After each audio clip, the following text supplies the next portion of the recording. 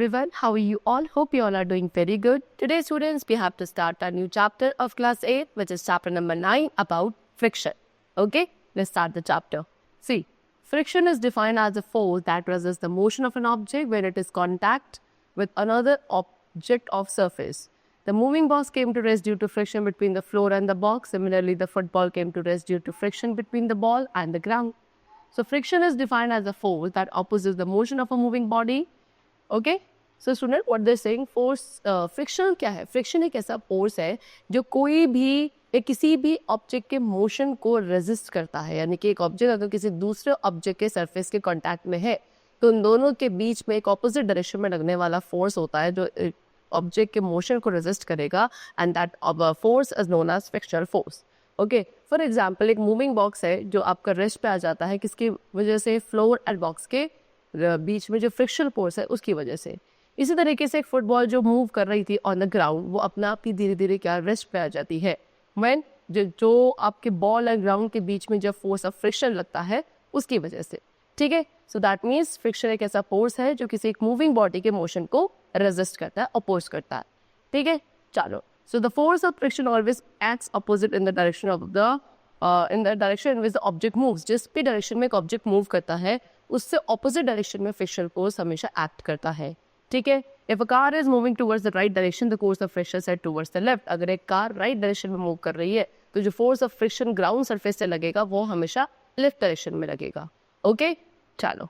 Now so when we throw a ball on a plain ground, the ball rolls down to some distance and finally stop. जब आप क्या एक ball को plane ground पे क्या करते हैं, थ्रो करते हैं, तो बॉल थोड़ा सा डिस्टेंस का रोल डाउन करती है एंड फाइनली वो स्टॉप हो जाती है.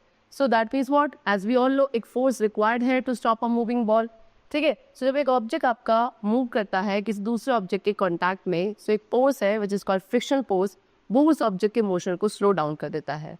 फ्रिक्शन हमेशा किसी भी मोशन को अपोज करेगा, सो दैट जो रोलिंग है ऑन द ग्राउंड वो आपकी इस बॉल की क्या हो गई, बाद में स्लो डाउन हो गई by the friction between the ball and the ground.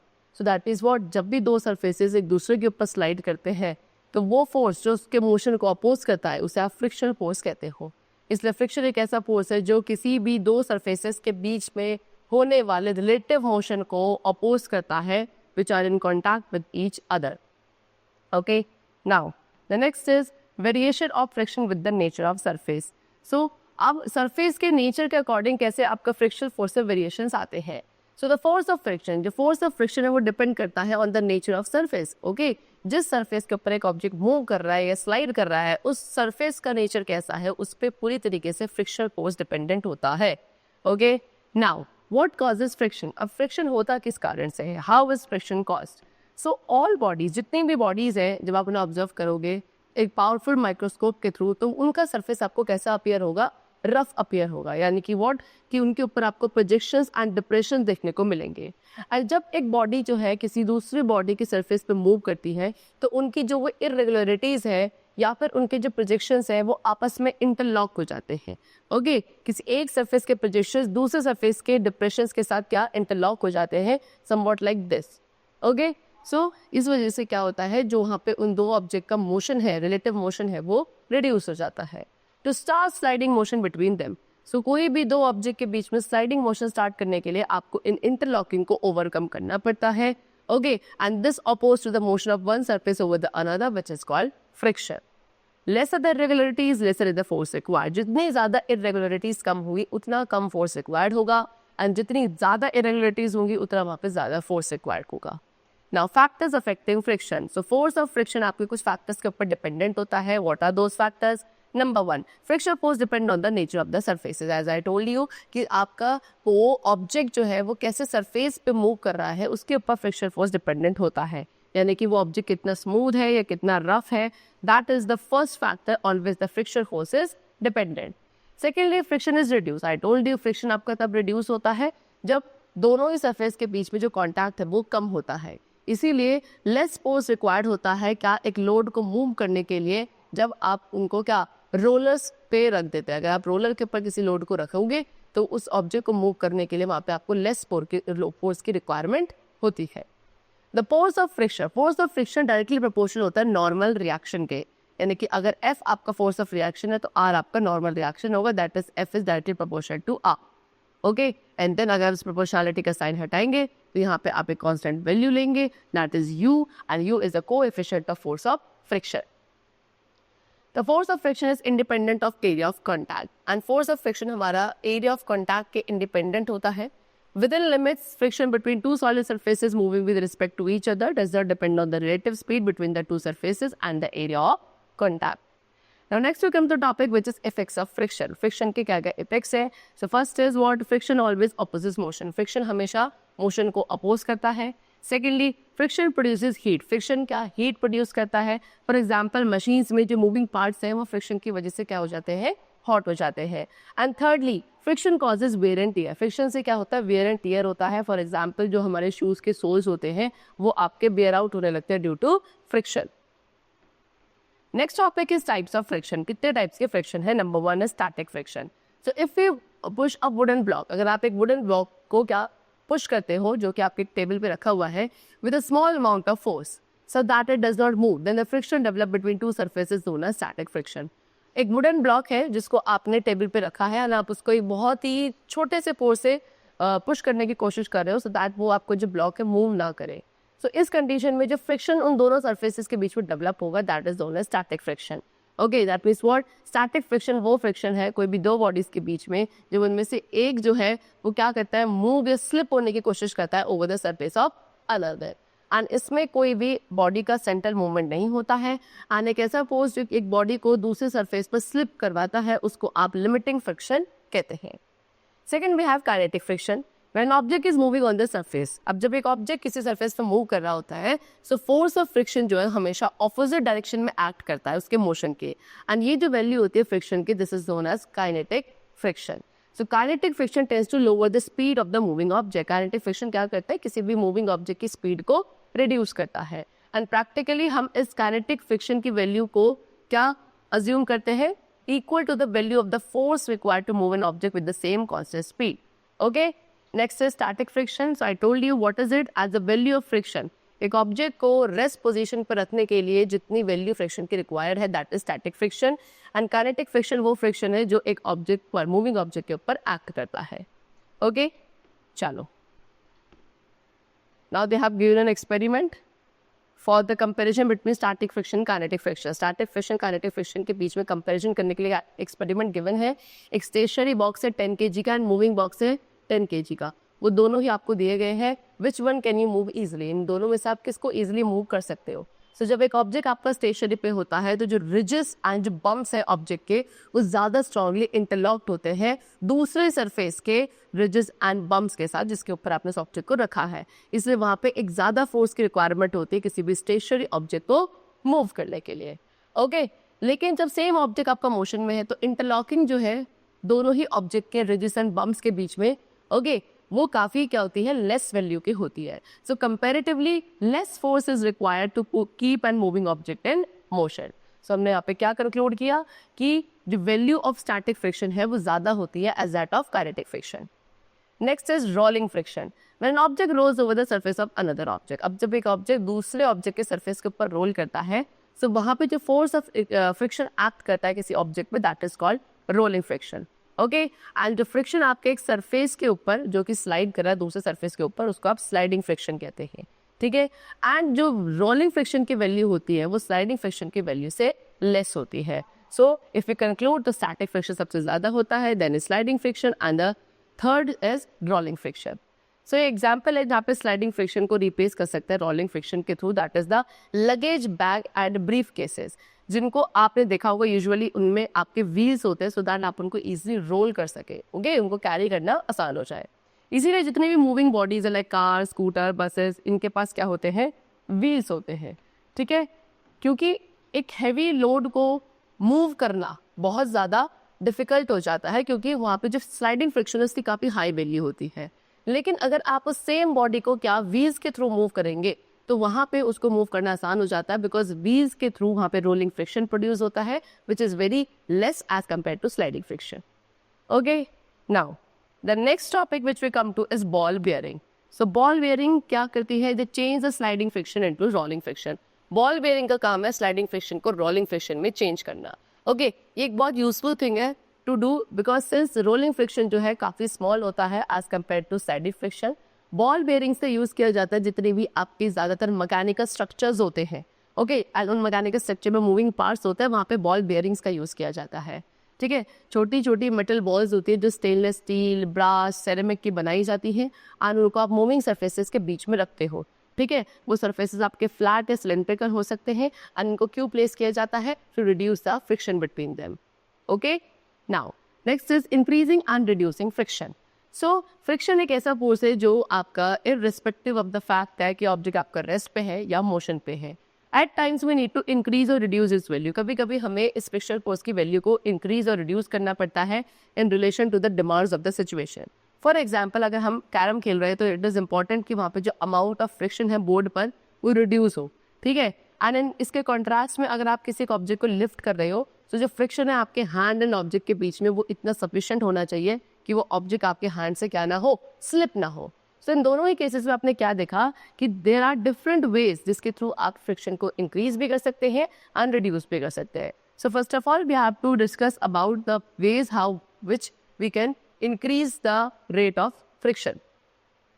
Increase the number of grooves and ridges. आप एक ऑब्जेक्ट के अंदर ग्रूव्स एंड रिजेस के जो नंबर है उनको इंक्रीज कर सकते हो, सो दैट जब आप उस ऑब्जेक्ट को किसी दूसरे सरफेस के ऊपर प्लेस करोगे तो उन दोनों के बीच में जो इंटरलॉकिंग है वो बहुत ज़्यादा इंटैक्ट हो जाएगी। फॉर एग्जाम्पल, जो हमारे स्पोर्ट्स शूज़ के सोल्स होते हैं उनमें काफ़ी सारे ग्रूव्स होते हैं फ्रिक्शन फोर्स को इंक्रीज करने के लिए between the shoes and the ground.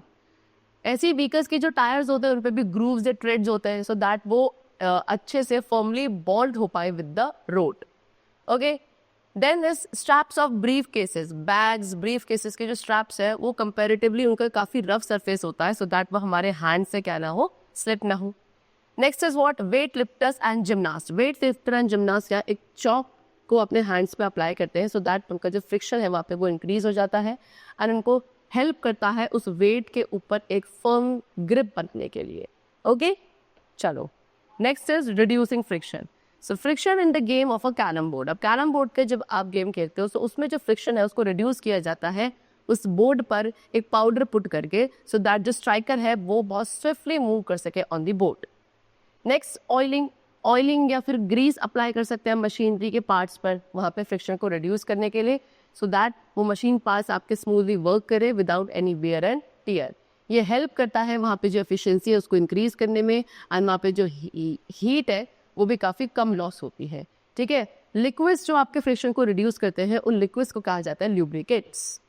Next is what? Use of ball bearing. Ball bearing का यूज कर सकते हैं हम instead of non moving metal to metal contact in fans and machinery. Further reduces friction as sliding friction is transformed into rolling friction. Okay, now next we come to topic which is fluid friction. So fluids आपके वो substances है जिनके पास ability होती है to flow, and fluids के अंदर हम liquids and gases दोनों को ही इंक्लूड करते हैं। सो अब हम डिस्कस करेंगे कि आपके इन दोनों में ही फ्रिक्शन फोर्स कैसे एक्ट करता है। और that they have given an experiment. आपको 2 बीकर्स देने हैं, ओके, एक में वाटर एक में हनी होना चाहिए। आप क्या करोगे? आयरन नेल फिर इन दोनों ही बीकर्स में ड्रॉप करोगे। अब आपसे पूछा जा रहा है कि किस बीकर में जो नेल है वो बॉटम, उन दोनों बीकर के बॉटम पे ज़्यादा जल्दी पहुंच जाता है। सो जो आयरन नेल है वो आपके जिस कंटेनर में या बीकर में आपने वाटर रखा है उसके बॉटम में ज़्यादा रैपिडली पहुंचता है एज कम्पेयर टू हनी। अब ऐसा क्यों? बिकॉज जो अपोजिंग फोर्स ऑफ फ्रिक्शन है वो हनी में ज़्यादा है इन कंपेरिजन टू वाटर, जिसकी वजह से उस नेल के लिए काफ़ी डिफिकल्ट हो जाता है to move in the honey. Therefore हम क्या कंक्लूड करेंगे कि आपके लिक्विड्स पर जो फ्रिक्शन है वो डिपेंड करता है कि उस लिक्विड का नेचर कैसा है। इसी तरीके से सबमरीन्स की शेप होती है वो स्ट्रीमलाइन होती है, जो उन्हें लीस्ट रेजिस्टेंट ऑफर करती है जब वो वाटर में मूव करते हैं। Okay, and it was second analogous in the shape of fishes that have streamline bodies. Okay, आपने देखा होगा फिशेस की भी बॉडी स्ट्रीमलाइन होती है, सो दैट वो भी क्या इजीली वाटर को कट करके आगे मूव कर सके। ठीक है, एंड उसी के एनालॉजी में हमने क्या लिया था? सबमरीन की शेप को लिया था कि we will make the submarines also in a streamline shape only. Next is what? Similarly when we study friction, अगर हम फ्रिक्शन को स्टडी करें which is offered by air, ठीक है, जिसको आप एयर रेजिस्टेंस भी कहते हो, तो आपने देखा होगा कि एरोप्लेन्स के पास भी सेम शेप होती है जैसे कि आपकी बर्ड्स की होती है, स्ट्रीमलाइन शेप, जिसके थ्रू एरोप्लेन्स इजीली फ्लाई कर सकते हैं with the least possible resistance. Okay, चलो नाउ एडवांटेजेस ऑफ फ्रिक्शन। अब फ्रिक्शन के क्या क्या एडवांटेजेस है? तो फ्रिक्शन को यूज किया जाता है ऑब्जेक्ट्स को फोल्ड करने के लिए in the hands, gripping, climbing a ladder, chair etcetera. Okay, while walking, walk करते वक्त भी जब हमें क्या ऑब्लिक ग्राउंड को पुश करना होता है तो फोर्स ऑफ फ्रिक्शन वहाँ पे आपका ऑपोजिट डायरेक्शन में एक्ट करता है। नेक्स्ट, फ्रिक्शन हेल्प करता है स्क्रूज एंड नेल्स को सो दैट वो इजिली वुड को होल्ड कर सके। नट्स एंड बोल्ट्स को एक साथ ही रखा जाता है due to friction. Next, friction आपका राइटिंग में भी यूज किया जाता है। टीचर्स जो है फ्रिक्शन का यूज करते हैं जब वो ब्लैक बोर्ड पे लिखते हैं with a chalk.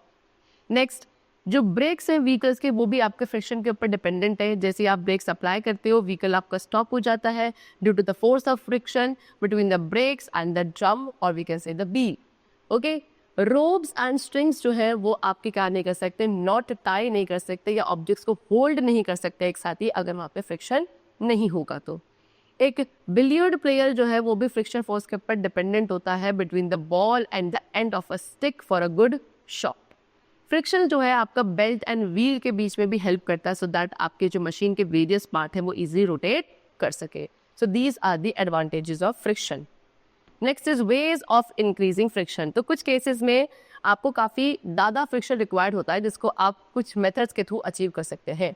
Number 1, by making the surface. सबसे पहले आप क्या कर सकते हो फ्रिक्शन को इंक्रीज करने के लिए कि वो जो सरफेस है उसको रफ बना सकते हो, बिकॉज रफ सरफेसेस क्या है, एक बेटर ग्रिप प्रोवाइड करते हैं ऑन ईच अदर। इसीलिए जो व्हीकल्स के टायर्स होते हैं उनको रफ बनाया जाता है। सिमिलरली जो ब्रेक शूज है या व्हीकल्स के ड्रम है उनको रफ बनाया जाता है in order to stop the vehicle in a very short interval of time. Next is by increasing weight. Okay, किसी एक मूविंग बॉडी के वेट को इंक्रीज करके भी जो फ्रिक्शन है वहाँ पे इंक्रीज हो जाता है जिसकी वजह से दोनों सरफेसेस के बीच में एक बेटर ग्रिप बन जाती है। Next is by using a dry surface. Dry surfaces भी ज़्यादा फ्रिक्शन प्रोवाइड करते हैं देन द वेट वंस। इसीलिए सैंड को आप एक स्मूथ रोड पे स्प्रिंकल करते हो जब वहाँ पे क्या रेनफॉल हो जाता है सो दैट वो जो रोड है वो थोड़ी रफ हो जाए एंड वहाँ पे जो स्लिपिंग के चांसेस है वो रिड्यूस हो जाए। Now disadvantages of friction. अब फ्रिक्शन के क्या क्या डिसएडवांटेजेस है। सो हमारे day to day human activities में फ्रिक्शन जो है एक बहुत ज़्यादा ऑब्स्टिकल भी है यानी कि हिंड्रेंस भी है। ठीक है, now we can conclude it from the following activities. Number 1, due to friction.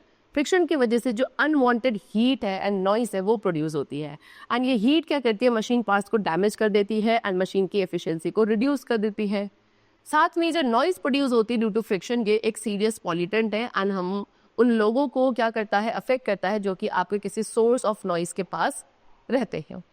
Next, when a body moves, जब एक बॉडी दूसरी बॉडी के ओवर मूव करती है सो एक पार्ट ऑफ एनर्जी है जो यूज होता है उस फोर्स ऑफ फ्रिक्शन को ओवरकम करने के लिए एंड ये एनर्जी जो है हीट एनर्जी की फॉर्म में डिसिपिएट हो जाती है। Third, if the engine of a vehicle, अगर एक व्हीकल का जो इंजन है उसको एक कॉन्टिन्यूस सप्लाई ऑफ ऑयल नहीं मिलता है तो जो सिलेंडर के पिस्टन है वो इतने ज्यादा हॉट हो जाते हैं that they get jacked. Okay, chalo. Now the conclusion, what is it?